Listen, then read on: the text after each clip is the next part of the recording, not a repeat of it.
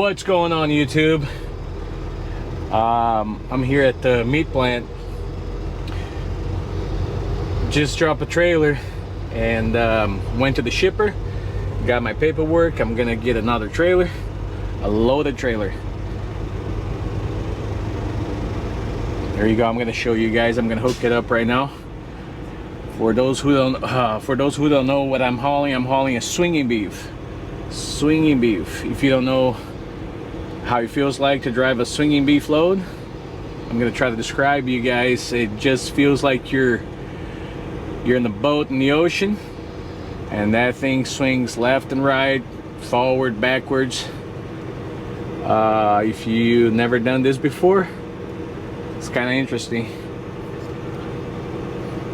A lot of people ask me, hey man, sometimes I see you on the road and you're driving so slow, especially like in cities.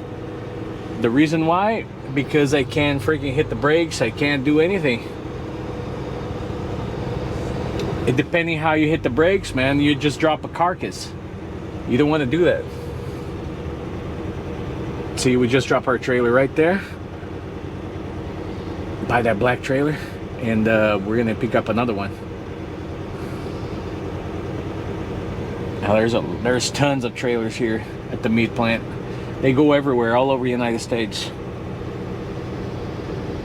I think we're gonna get 211. Let me check my paperwork here. Yep, 211. I think it's right there. It might be the fourth to last.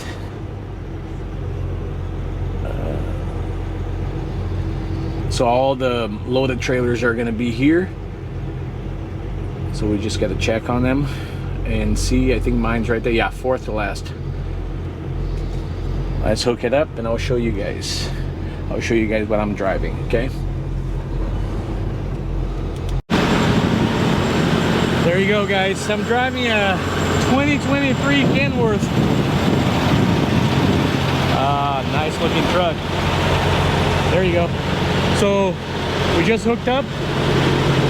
If you're new to trucking, you just got to make sure when you're going to back it up here under the trailer, you got to make sure your trailer is not too high, or else you're going to go over the fifth wheeler. You're going to hit your bunk. Make sure the airlines are properly connected. If you're hauling reefer, make sure you have fuel.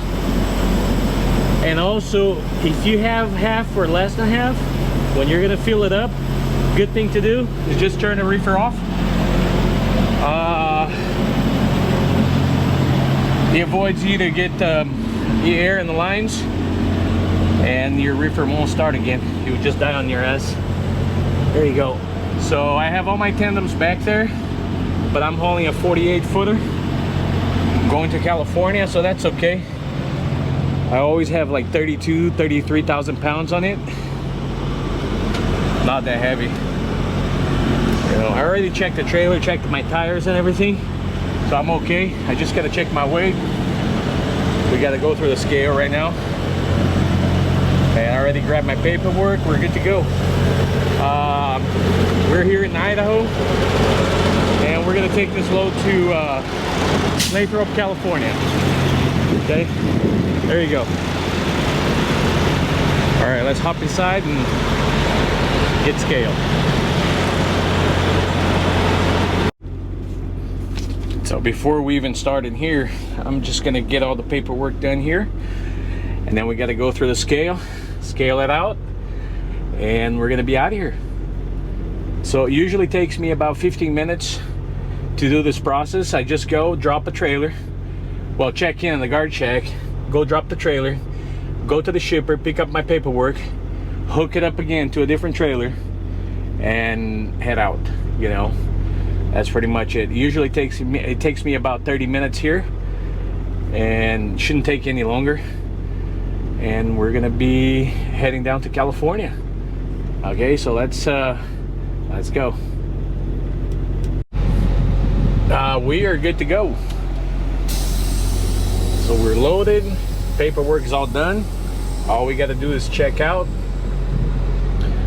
see if we're not overweight, which I believe we're not, because I only haul like 34,000 pounds of meat, so we should be okay.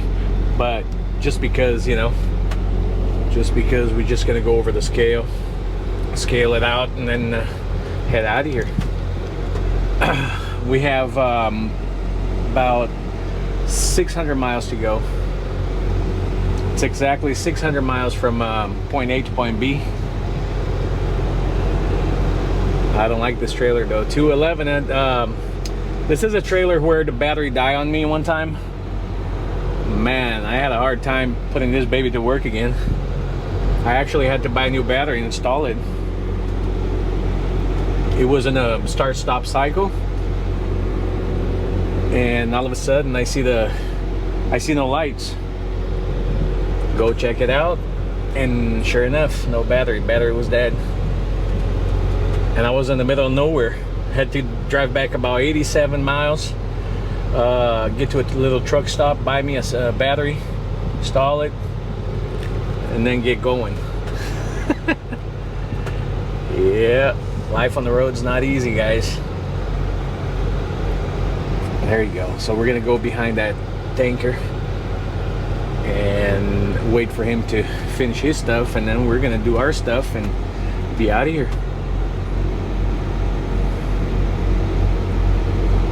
He might be a little overweight because he went on the scale and then he came back, so I don't know what the deal is. We'll find out shortly.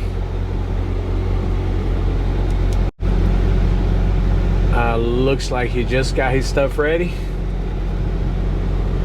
and we're next. We are next.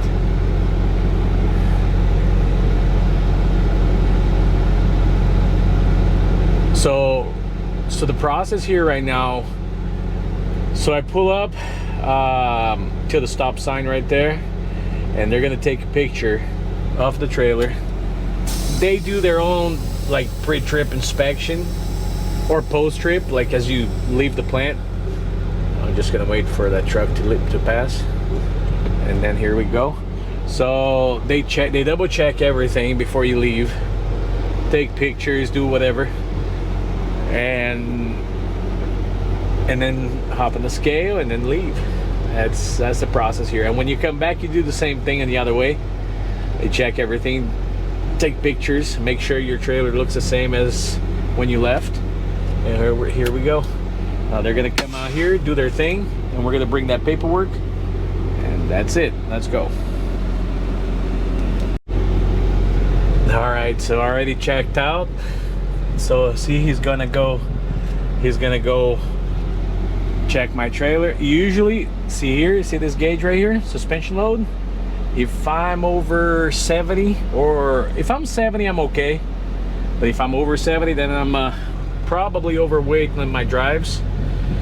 But the way it looks right now, I should be just fine.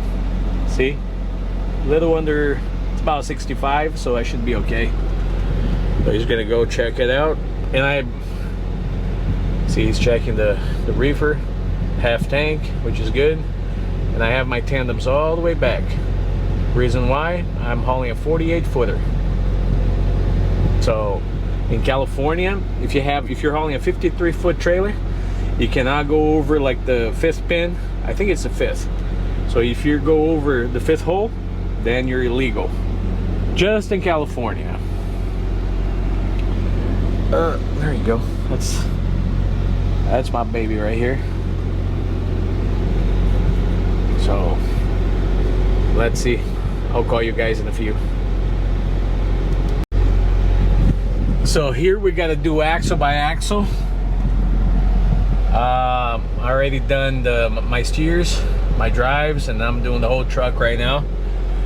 And usually, yeah, I mean not usually, you can't go over 34. I mean 12 in your steers, about 34 in your drives, and 34 in your tandems. That's the max you can go to. So 12, 34, 34. So let's see my weight right now. Check it out, guys. You gotta... Go ahead, man. I'll see you next time, man. All right, have a nice weekend. Okay, so I'm close to about 11,000 on my steers, 32,520 on my drives, and 27,280. Nice. So I don't have to move my tandems. Now, why you don't want to move your tandems, Eddie Hall? Reason why? Since I'm hauling swinging beef, I don't want to be jerking my trailer around, you know. If you jerk too much, man, you're gonna drop a carcass, that's for sure. Sometimes all of a sudden you stop at a stoplight and you hear a little drop, you know. You don't want to do that. Usually they like let's say I drop one. Once I get there, they're gonna check the product, and because they're all wrapped up in plastic, so, and we have something like on the floor of the trailer, so it's not gonna touch the trailer. But sometimes they fall like sideways and they touch the walls, and that's a problem. But if they just drop on the floor and didn't touch the trailer at all, then they'll keep them.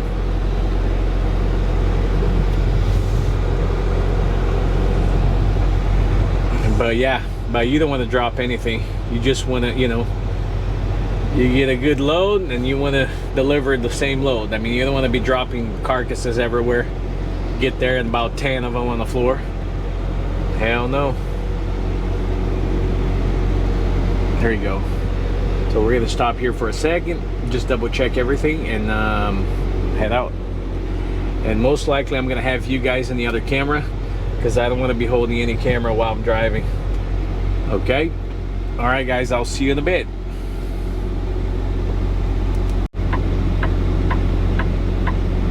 All right, guys, we're back here. Let me just show you a little tour here. So here I'm downloading some videos, checking on my computer and stuff. There you go. I have this table here. It swivels around, so once I'm not using it, I just fold it back. Passenger seat turns 180 degrees. So if I don't want to be sitting on the bed, I can just flip this around and, you know, sit down here and face my computer or my TV. And yeah, this is pretty much it. Let's go outside. I like to check my truck before I leave the plant. I'm going to show you my truck a little bit. See the bull haulers right there? So they're just arriving. They bring them alive and I take them out of here dead. There you go. There you go.